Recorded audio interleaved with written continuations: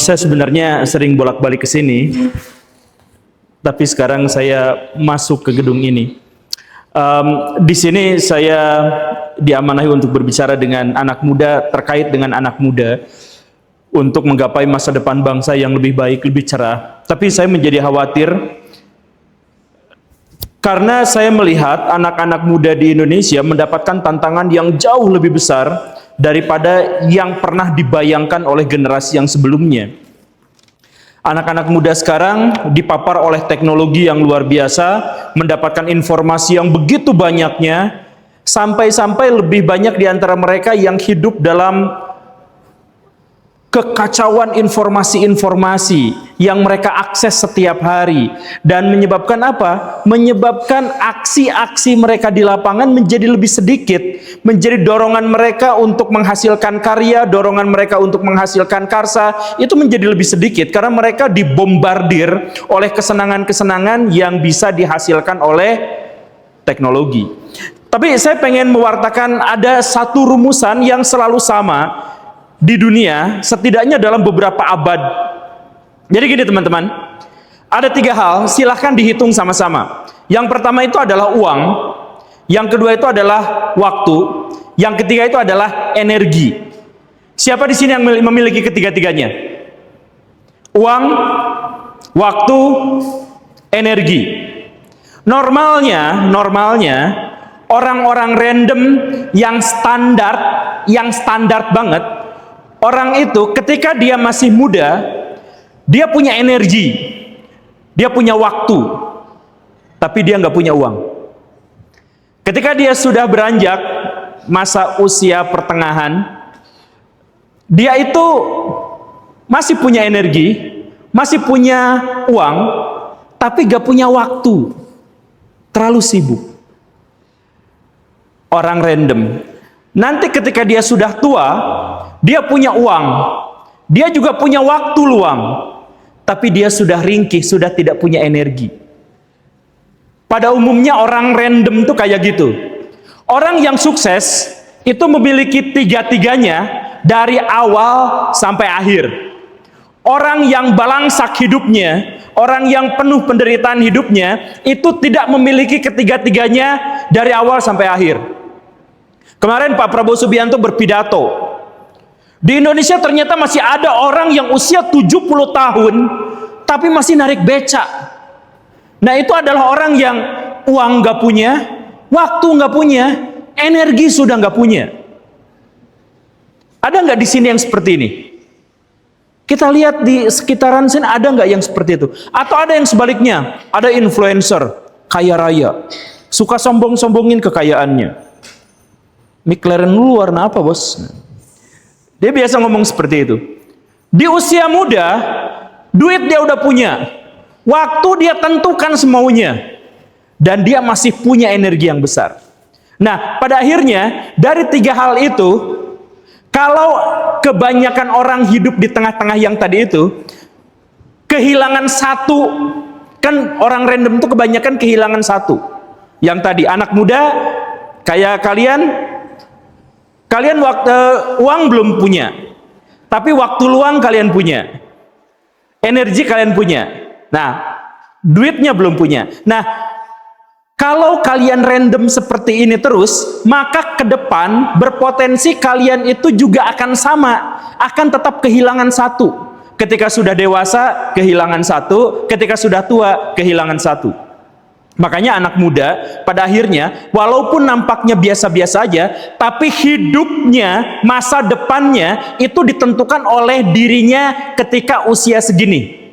Jadi kalau ada anak muda, aduh, saya sudah tidak punya waktu, saya sudah tidak punya uang, saya sudah tidak punya energi karena terlalu malas scroll TikTok dan sebagainya misalkan, itu kedepannya hampir pasti dia tidak memiliki semuanya.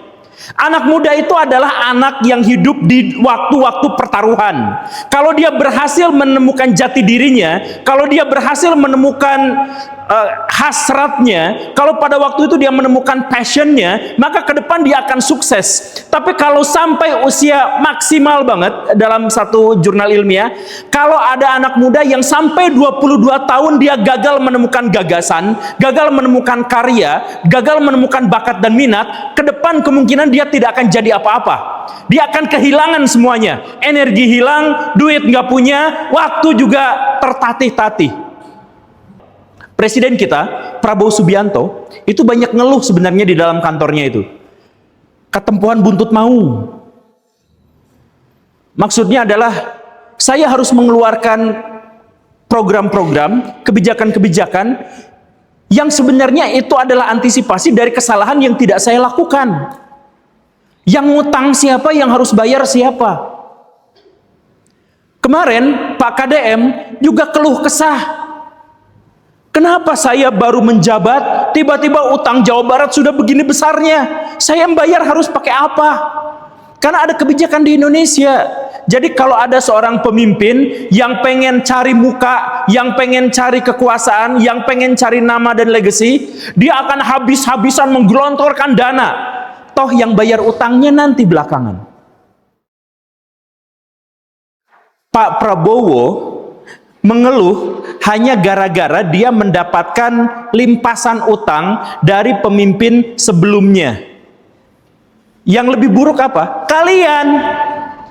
Karena kalian nanti hidup di tahun 2045, kalian harus besar di tahun 2045, tapi semua kesalahan-kesalahan, kelemahan-kelemahan, kegagalan-kegagalan generasi sekarang, kalian yang akan menanggungnya.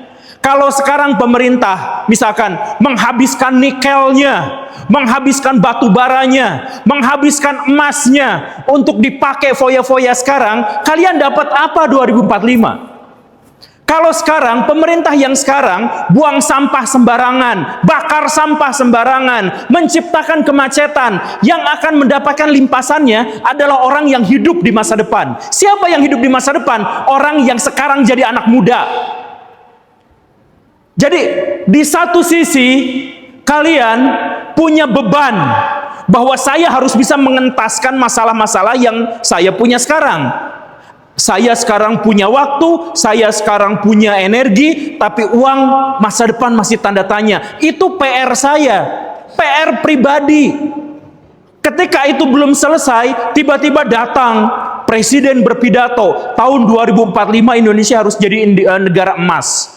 Generasi emas, harus pendapatan per kapitanya harus sama dengan negara-negara maju, pengangguran harus 0%, kemudian kekuatan ekonomi harus besar, dan lain sebagainya. Kalian dibebani. Lebih buruk lagi apa? Lebih buruknya adalah bahwa di tahun itu bonus demografi kita sudah habis. Bonus demografi itu maksudnya adalah usia produktif harus bisa menanggung usia non-produktif. Artinya, orang yang hidup dan bisa mencari nafkah antara usia 15 tahun sampai 60 tahun, itu jumlahnya harus lebih banyak daripada orang yang usianya sebelum itu dan sesudah itu. Itu disebut sebagai usia produktif. Dan kalau misal usia produktifnya lebih banyak, itu disebut sebagai bonus demografi. Masalahnya adalah, setiap negara akan ketahuan di masa depannya itu maju kalau pas masuk masa bonus demografi, pertumbuhan ekonominya tuh di atas 8%. Kalau sebuah negara di masa bonus demografi pertumbuhan ekonominya di atas 8%, fix dijamin masa depan cerah. Amerika Serikat waktu bonus demografi awal tahun 1900-an itu mereka tuh pertumbuhan ekonominya tuh raksasa sekali, 8,9%.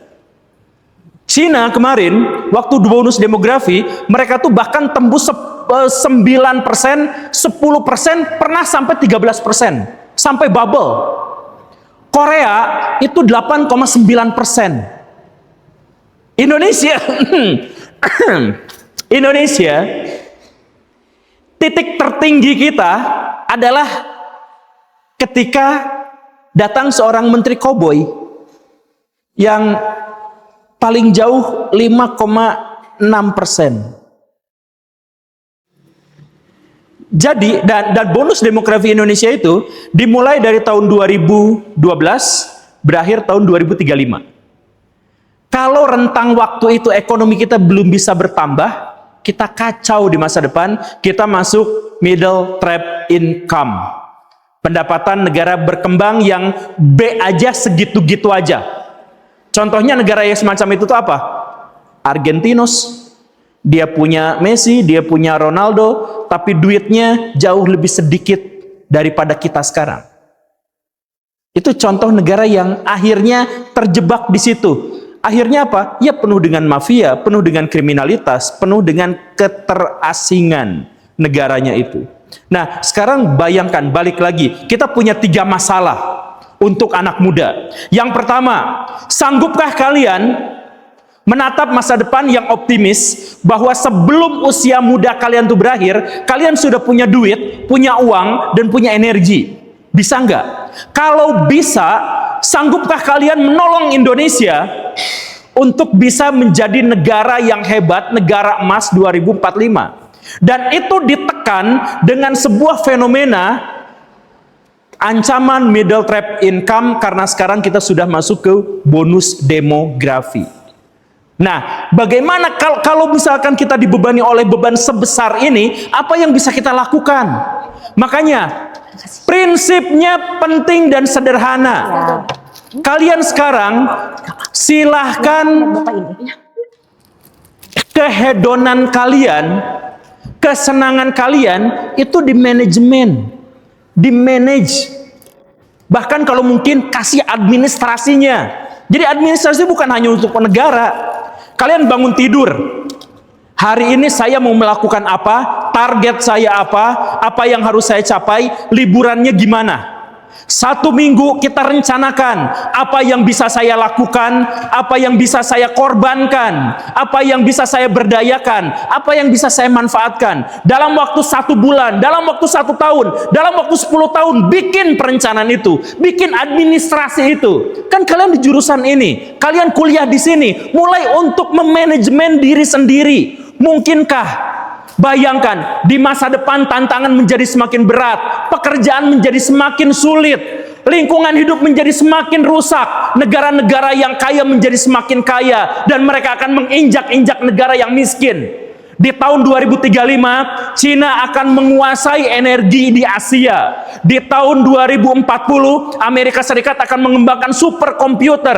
Korea sudah bikin nanoteknologi. Jepang sudah punya energi hidrogen. Dan itu semua akan mereka jual. Dan itu semua akan mereka gunakan untuk menjajah negara lain. Indonesia sekarang 80% listriknya itu dari batu bara. Di masa depan habis dan atau tidak boleh digunakan karena merusak lingkungan. Dan kita sekarang tidak punya pembangkit listrik yang cocok. Kita terpaksa harus ngambil dari Cina, dari Jepang, dari Korea. Bayangkan sekarang mobil kita masih ketergantungan sama negara-negara itu. Di masa depan kita ketergantungan listrik.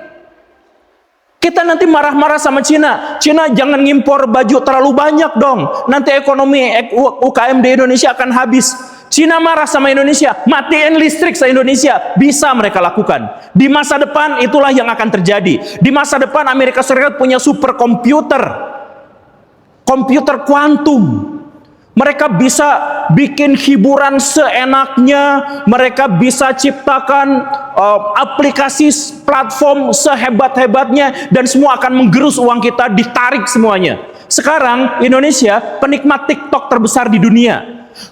Orang-orang di Indonesia yang paling miskin memberikan jatah kekayaan untuk orang paling kaya di Cina. Itu fakta sekarang. Di masa depan kita akan semakin habis dengan itu. Kenapa? Itu bisa terjadi nggak? Bisa. Kalau anak-anak muda Indonesia, orang yang sekarang ada di hadapan saya, gagal untuk berinteraksi dengan masa depan, gagal untuk berbicara dalam karya-karya. Jadi saya tidak nakut-nakutin kalian semua, tapi minimal banget. Sebelum kalian lulus dari kuliah, sebelum kalian bisa menikah, sebelum kalian bisa jalan-jalan kemana-mana, please, yang sederhana itu adalah kalian mandirikan diri kalian sendiri. 3 hal yang tadi itu harus kalian miliki sebelum usia 30 tahun. Agar apa? Kalau kalian sukses, kalian punya potensi besar menyukseskan Indonesia. Kalau kalian hebat, kalian berpotensi untuk menciptakan generasi emas 2045. Kalau kalian menjadi orang yang mandiri secara finansial, maka kalian berpotensi besar untuk menjadi kebanggaan orang tua dan Republik Indonesia. Makanya hal sederhana, kalian sekarang ada di jurusan administrasi, jurusan manajemen, jurusan hal-hal yang semacamnya yang berhubungan dengan itu. Please, sederhana, manage diri kalian sendiri agar kalian cukup layak untuk bisa hidup di masa depan. Anak-anak muda sekarang adalah anak-anak yang sedang menghadapi tantangan yang sangat besar. Jadi tolong, please, tolong, hiduplah untuk masa depan dengan merencanakan kehidupan masa kini, memanage masa kini, dan mengadministrasikan kehidupan kalian di masa kini. Jangan terlena. Terima kasih. Assalamualaikum warahmatullahi wabarakatuh.